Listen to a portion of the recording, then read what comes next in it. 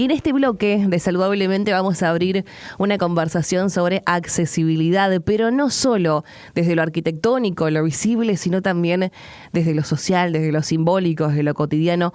Hoy nos acompaña Gabriela Bruno, ella es psicóloga social, activista, es una persona con una discapacidad motriz y con una amplia trayectoria en gestión y militancia vinculada a los derechos y a la inclusión, y con ella vamos a charlar acerca de la accesibilidad. Gaby, ¿cómo estás? Buen día, bienvenida al programa. Hola, buenos días. Gracias por el llamado, muchísimas gracias y por la oportunidad de conversar, por la posibilidad de poner el tema en agenda, de seguir poniendo el tema en agenda, que para el colectivo de personas con discapacidad, para quienes somos militantes, es muy importante. Gaby, para empezar, cuando hablamos de accesibilidad hoy, ¿de qué estamos hablando realmente y qué significa la accesibilidad en la vida cotidiana? A ver, accesibilidad es un término que está definido por el artículo 9 de la Convención sobre los Derechos de las Personas con Discapacidad, que plantea justamente que tenemos derechos, las personas con discapacidad, a vivir en entornos accesibles. Esto tiene que ver con la accesibilidad comunicacional, con la accesibilidad arquitectónica, urbana, al transporte, sí, a la información y sobre todo tiene que ver con poder entender que los estados tienen responsabilidad, tanto el estado local, provincial como nacional, en remover estas barreras. Las personas con discapacidad, espérate que toso, que es justo. Sí, por favor, no hay problema. Disculpa. No, por favor. Las personas con discapacidad vivimos en un mundo que es muy desigual. Nos hemos tenido que acostumbrar a vivir en ciudades que estuvieron planificadas no para quienes andamos en silla de ruedas o quienes usan bastón o quienes tienen otra forma de desplazarse. No han sido pensados los currículum para alojar a las diferentes formas de aprender. No han sido pensadas las formas de comunicar para quienes tienen diferentes formas de acceder a la información, ¿sí? Sea por braille, sea por lengua de señas, y no se soluciona con una rampa o lo arquitectónico, porque tiene que ver con los diseños urbanos. Pero todo esto está planteado en la Convención sobre los Derechos de las Personas con Discapacidad desde el año 2006, o sea, hace 20 años. La Convención está cumpliendo exactamente 20 años y todavía estamos luchando, no acá en Argentina, en un montón de países para que efectivamente se implemente. Por supuesto que hay avances, podemos contar con muchos avances, pero a grosso modo son más las deudas que los avances. Entonces es necesario visibilizar, por eso celebro esta oportunidad de dialogar, porque es necesario visibilizar todo esto que vos decís como accesibilidad. Bueno, es cómo generamos entornos que nos permiten vivir a las personas con discapacidad. Sí, a ver, ¿nos escuchás? ¿Sí? Ahí está, se nos había cortado. Pensaba también, Gaby, que esto es una cuestión de inversión y de concepto también en torno a la calidad de vida de la persona con discapacidad. No sé cómo lo ves vos. Por supuesto, sí, requiere inversión, pero no, a ver, si cuando se generan o construyen por ejemplo, un edificio o cualquier espacio, uno ya desde el vamos, o casas de vivienda, desde el vamos, se piensa con criterio de accesibilidad, no genera más costo, porque ya está incluido, digamos, dentro del concepto. Lo que genera costos hoy es hacer las adecuaciones, es pensar, bueno, cómo pongo un ascensor donde nunca estuvo pensado, cómo pongo en esto que tiene una altura, cómo resuelvo el transporte público. Eso por supuesto, porque son colectivos viejos, pero todo lo que es nuevo tiene que ya ser accesible, porque digamos, si no, se incumple con la Convención y se incumple con la Ley 27044, porque Argentina adhirió a la Convención, tiene rango constitucional desde el año 2014. Es la Convención, digamos, está dentro de nuestra Constitución, está dentro de, digamos, tiene jerarquía constitucional. Entonces, esto tiene que cumplirse. Por eso nosotros las personas con discapacidad ya no debemos sobreadaptarnos, debemos tener justamente toda la accesibilidad necesaria para poder ir a una escuela, para poder ir a los trabajos, para poder ir a una plaza, para poder ir a un bar, para poder ir a los lugares que quiera. La otra vez hablaba con una mujer con discapacidad motriz, también como yo, de silla de ruedas, que su hija va a una escuela pública y me decía, no puedo ingresar a los actos o a las fiestas porque son lugares inaccesibles. Es tristísimo porque además, digo, transporte público, que lo mencionaste, transporte público es algo que uno necesita para poder movilizarse y si no, lamentablemente la historia es que tienen que tomarse un transporte privado que sea accesible y que transporte a personas con discapacidad, porque si no quedás afuera de poder movilizarte, digo, es un montón. Y esto que vos mencionás del acceso a una institución educativa pública, y que no esté contemplado que una persona con discapacidad pueda ingresar a la institución, digo, es muy fuerte, porque se le está negando la posibilidad de ingresar, no tiene forma. Son situaciones concretas que tienen rostro, que tienen cara, que existen. Entonces tenemos que seguir trabajando para que esto se transforme, esto que no sea una excepción, no sea un favor. Hay que entender que la accesibilidad no tiene que ver con una excepción, no tiene que ver con algo inusual, sino justo todo lo contrario. Tenemos que, porque las personas mayores también necesitan accesibilidad, porque una persona que traslada a un bebé, a una criatura en un cochecito también necesita accesibilidad, porque si alguien se quiebra una pierna y por un tiempo está, por 30 días, 60 días está con una férula o con muletas, también necesita accesibilidad. Digo, la accesibilidad nos mejora la calidad de vida de todas las personas, eso también es lo que hay que comprender. Y cuanto más diversa sea la escuela, cuanto más aloje efectivamente para que los pibes y las pibas con diferentes situaciones de discapacidad o de no discapacidad puedan transitar de la mejor manera el proceso educativo, nos enriquece a todos como sociedad, porque justamente dejamos de ver lo diferente como algo ajeno, sino que lo diferente nos constituye, forma parte de nuestra cotidianidad.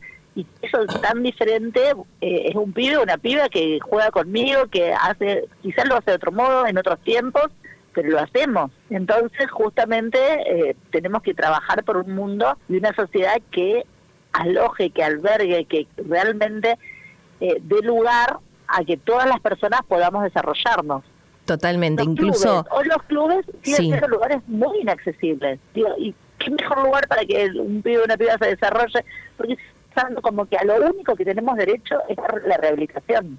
Claro. Pareciera que lo único que nos corresponde a las personas con discapacidad es la rehabilitación. Y no, nos corresponde vivir en la comunidad, vivir en la sociedad y acceder a lo mismo que acceden todas las personas. Ahora pienso, ¿y cómo se soluciona todo esto? Digo, porque esta conversación la podemos tener hoy, la podemos tener en 2 años, la podríamos haber tenido 2 años para atrás, pero digo, ¿cómo se hace para trabajar en esto y que esto pueda transformar? Porque lisa y llanamente esto habla de cómo se condiciona la vida de las personas, tanto con discapacidad como una persona que está transitando una rehabilitación por un accidente o por algo que pasó en su vida, ¿no? O por la cuestión de la tercera edad también. Exactamente. A ver, se soluciona con políticas públicas que realmente nos contemplen, y justamente las personas con discapacidad que estamos más movilizadas, que con todo lo que fue la pelea por la ley de emergencia logramos estar en la agenda pública, revertimos 2 vetos, digamos, tuvimos mucha presencia y mucha presión.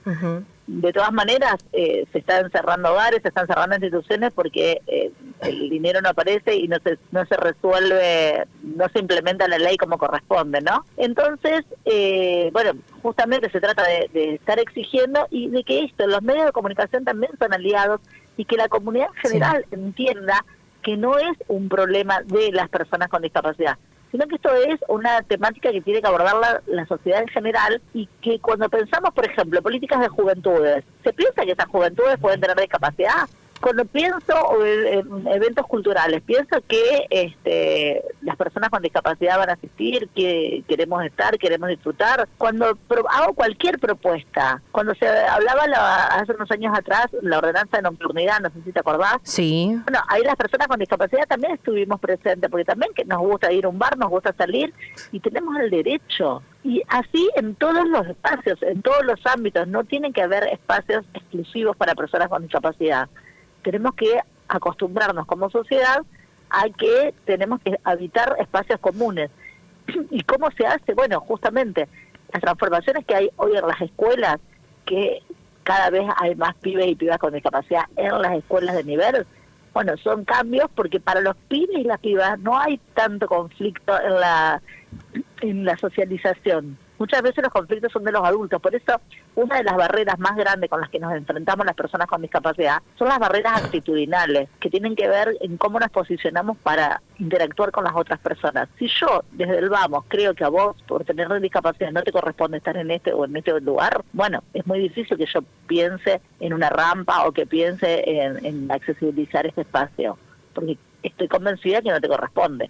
Ahora, Claro. si creo que efectivamente tenés el mismo derecho que yo a informarte, a entrar, a circular, a compartir los espacios, bueno, entonces vamos a empezar a pelear como sociedad para decir, acá falta la rampa, acá falta tal cosa, acá no hay lengua de señas, acá no hay accesibilidad para personas ciegas. Y empezar a ver también como sociedad, digamos, hay responsabilidad de los estados y hay responsabilidades sociales, porque tenemos que vernos como realmente como iguales, no somos menos que el resto de la Incluso sociedad. pensaba que estas barreras de las cuales estamos hablando, que son barreras por un lado físicas y por el otro lado que viene más de una concepción cultural, no solo va a afectar a la persona que está atravesando una discapacidad en un impedimento a la movilización, al poder moverse, sino que también en su salud mental.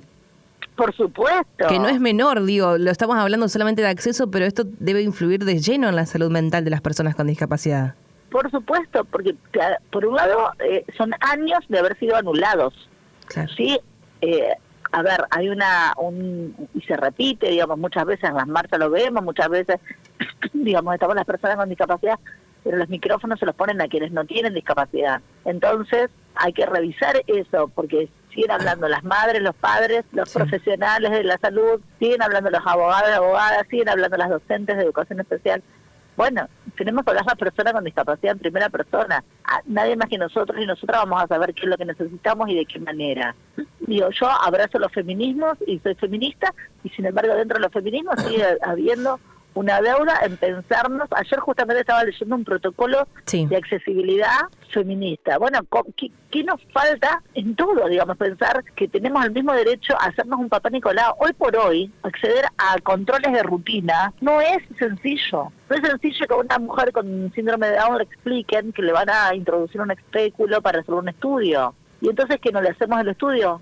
O sea, no somos mujeres con el mismo derecho. Las camillas son inaccesibles. Subirme de la silla de rueda a una camilla es un trastorno bastante importante. Que la verdad que me dejas helada con estos puntos, porque entonces, son cosas que no nos damos cuenta, sí. ¿Qué? Porque no nos ven. Claro. Realmente como iguales. Tengo el mismo derecho de ir a hacerme un estudio ginecológico, tengo el mismo derecho de ir a no sé, hacer todas las cuestiones al odontólogo. ¿Sabes lo que es ingresar al odontólogo o la odontóloga con cómo están dispuestos los espacios?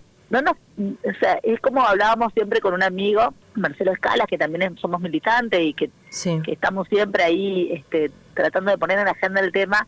No nos esperan. Cuando uno se inscribe, por ejemplo, me inscribo a un taller de cocina, a un taller de zumba o a un taller de ajedrez, por decirte. Nadie espera que esa persona que se inscribió, cuando llegue, tenga discapacidad. Qué duro. Y me quedo con... Durísimo. Sí. Es durísimo. Me quedo con una de las preguntas que vos reflexionaste esta semana en un escrito que me mandabas. Dice, ¿estamos logrando como sociedad ampliar el reconocimiento pleno de la persona con discapacidad o seguimos en muchos casos reduciendo la mirada a diagnósticos y condiciones? Claro, porque nos totaliza. Cuando ves una persona ciega, crees que es ciego y nada más. No, es una persona ciega, que trabaja, que es padre, que estudia, que va, que viene, que da charla. Yo soy una persona con discapacidad motriz, me dan la silla, te ven como te limitan, y así en cada situación. Entonces, es poder comprender que sí, es una condición que, por supuesto, necesitamos accesibilidad, pero necesitamos poder realmente ocupar los mismos espacios que el resto de las personas. Hablo de todo, ¿no? Sí. Ampliamente. Y esto es el mensaje que tiene que circular para que las cosas cambien, ¿no? La voz de la gente que lo vive. Exactamente. Si no creen que lo único que necesitamos es ir a espacios de rehabilitación. Claro. Gaby, te agradecemos muchísimo el tiempo, bueno, nuestra primera conversación en el programa, pero sabés que las puertas están abiertas para conversar de lo que sea urgente, ¿no? De lo que la cotidianidad exige en este momento. Muchísimas gracias. Gracias por el espacio. Gracias, Gaby. Charlábamos con Gabriela Bruno. Ella es psicóloga social, es activista, es una persona con discapacidad motriz. Seguramente que la habrás escuchado nombrar porque es una persona vinculada a la militancia, también a los derechos de las personas con discapacidad y en torno a la inclusión. Y habla hablábamos acerca de la accesibilidad de las personas con discapacidad. A esta hora, 56 minutos de las 8 de la mañana. Un beso grande a la gente que se comunica a esta hora. Buen día, la mejor voz del sábado. Qué lindo escucharte con tus temas de siempre, los mejores. Abrazos, sos una genia. Buen día, Sheila, la verdad que te extrañábamos. Hola, ¿cómo estás? Buen día, Hernán. Beso grande. Y aquí estamos hasta las 10 en Saludablemente. Nos vamos con uno de los pedidos que nos habían dejado en el WhatsApp. Te podés seguir comunicando. Te contamos que estamos a través del 3425-596-596, el contacto con la radio.